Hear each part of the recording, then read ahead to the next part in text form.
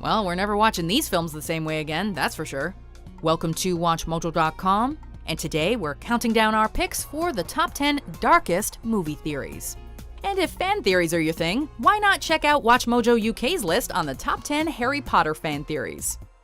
For this list, we're looking at the darkest and most depraved movie theories on the internet and ranking them based on the depravity of the theory in question and just how well each of them works, however twisted they may be. Number 10. Rose imagined Jack to cope with her depression. Titanic. I'm flying! Jack! There are a lot of theories circling the web about Titanic, but none are likely as dark as the theory that Rose imagined Jack to cope with her suicidal depression.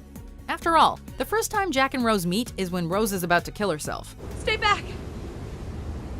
Don't come any closer! Perhaps she imagined this beautiful and charming man to cope with her unhappy life and abusive fiancé. This would also explain why there are no records of Jack. He simply doesn't exist. We never found anything on Jack. There's no record of him at all. No, there wouldn't be, would there?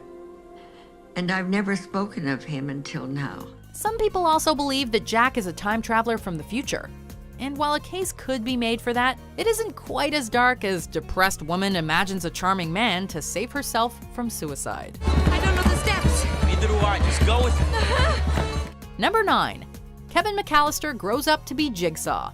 The Home Alone franchise and the Saw franchise. Same thing that was going to happen before, it's the other way around. Isn't that right, Mr. Home Invader?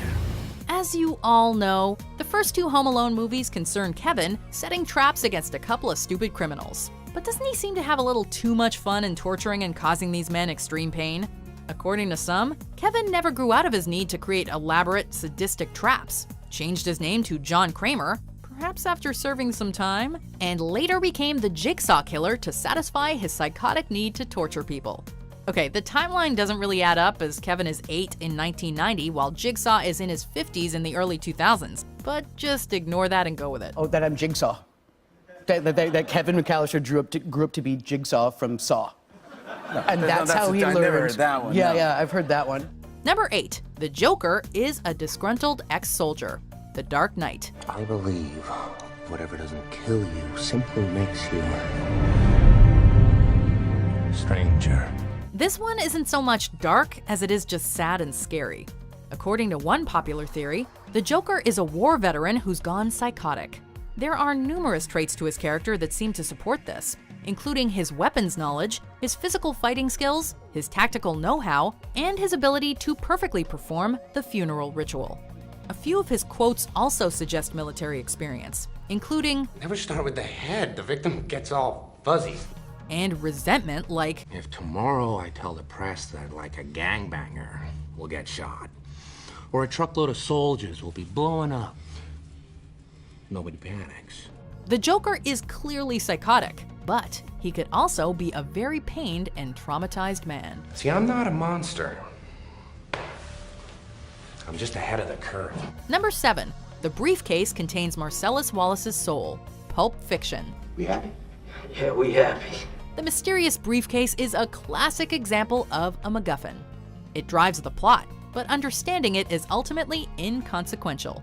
Theories abound, but some have gone so far as to suggest that it contains the very soul of Marcellus Wallace. According to the theory, the devil took Marcellus's soul from the back of his neck, hence that weird neck band-aid. The code to the briefcase is also 666, suggesting Marcellus's deal with the devil. Another thing to note is the orange glow that flashes upon Brett's death, which is perhaps indicative of his soul leaving his body. Is orange the color of our souls? And is Marcellus's contained within that briefcase? And you will know my name is the Lord when I lay my vengeance upon thee. Number 6. The entirety of Grease is Sandy's death fantasy. Grease. Danny, is this the end? Charming nostalgic musical or elaborate death fantasy? You be the judge. Because you all secretly know every word to Summer Nights, you all know Danny's line, I saved her life, she nearly drowned. But what if he didn't? According to the theory, Sandy did drown, and the entire movie is a wish-fulfilling fantasy that Sandy's brain plays out as she dies. This certainly helps to explain the weird ending where Danny and Sandy fly away in the car, which can be interpreted as Sandy's final ascent into the afterlife. For those who've always wondered what the deal was with that scene, you've got a possible explanation, just not a very happy one. I've just had the best summer of my life and now I have to go away. It isn't fair. Number 5. Josh killed Heather and Mike. The Blair Witch Project. Josh? Josh! The ending to The Blair Witch Project is already dark, but this theory makes it even darker. Midway through the movie, Josh goes missing, and Heather discovers a bundle of sticks containing bloody clothes and teeth. However, Josh's body is never found, and Heather and Mike continue to hear him screaming, indicating that he is still alive. At the end of the movie, both Heather and Mike are seemingly killed by the Blair Witch. However, it very well could have been Josh who murdered the students, either through possession or of his own free will. The lack of answers is precisely what makes this movie so divisive, inviting this sort of dark what-if interpretation.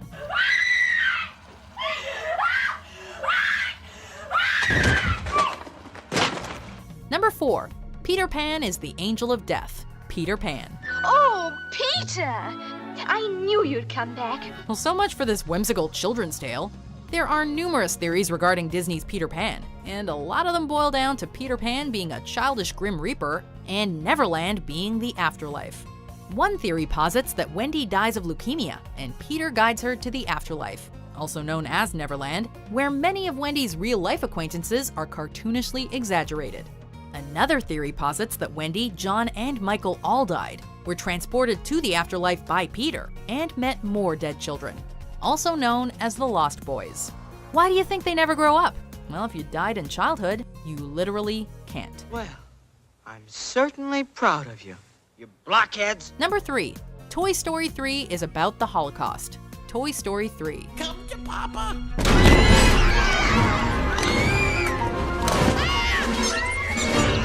We all know that Toy Story 3 is the saddest movie ever, but this theory does the seemingly impossible by making it even sadder. To begin with, the toys are left behind, similar to the Jewish people in Germany during the Third Reich. They then discuss what happened and what to do in a scene very similar to The Pianist, and Buzz suggests going to the attic like Anne Frank. We're going into attic mode, folks. Keep your accessories with you at all times. They're then transported in a box, like a train, to a daycare full of undesired toys, like a concentration camp. Here, they're mistreated and eventually sent to an incinerator. We're not sure if this was intended or not, but the parallels are heartbreaking.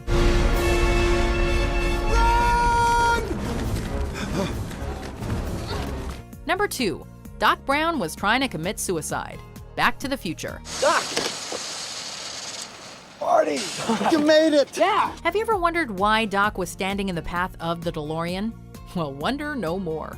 According to this theory, he was suicidal. Right before sending the DeLorean back in time, Doc laments his many past failings, which speaks to motive. He feels like a failure. It's taken me almost 30 years of my entire family fortune to realize the vision of that day. He's also being hunted by the Libyans, and perhaps plans on killing himself before they can. As Doc sees it, it's a win-win situation.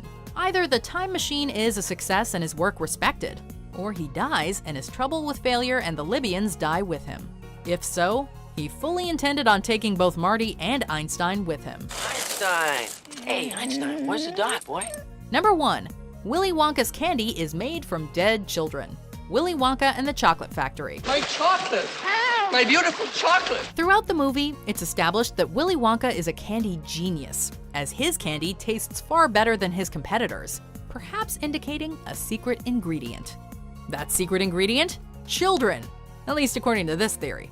Wonka brings children into his factory under the guise of a tour, then rigs his factory into a massive death trap to capture the children. This would explain his uncaring attitude towards the kids' health and safety. Don't just stand there, do something!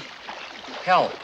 Please. It would also explain the human-sized pipes and how the boat and Wonkamobile don't have any vacant seats.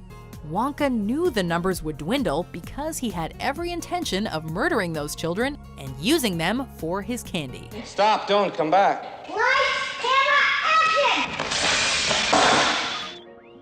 Do you agree with our picks? Check out these other great clips from WatchMojo and subscribe for new videos every day.